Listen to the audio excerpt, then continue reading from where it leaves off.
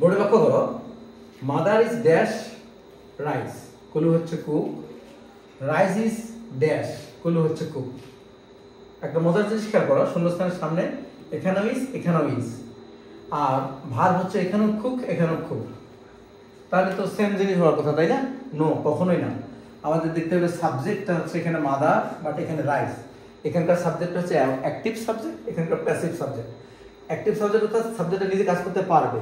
যদি সাবজেক্ট নিজে কাজ করতে পারে তখন আমাদের এই যে বিভাগ, এখানে বিভাগ এখানে বিভাগ, তখন আমাদের কি হবে? এখানে কুকিং, মাদার ইজ কুকিং, মা রান্না করছেন, ভাত রান্না করছেন। আর আমরা যদি এখানে রাইস ইজ কুকিং দিয়ে দিই তাহলে মিনিংটা দাঁড়াবে ভাত রান্না করছেন, অর্থাৎ ভাত কোনো পার্সন বা ভাতের কোনো হাত পা আছে রান্না করছে, যেটা কখনোই হবে না। তাহলে কি হবে? তখন আমাদের এই ইজের পরে এই কুকের থার্ড ফর্মটা বলবে, রাইস ইজ কুকড। ব্যবধান দেখা গেছে কত বড় ব্যবধান।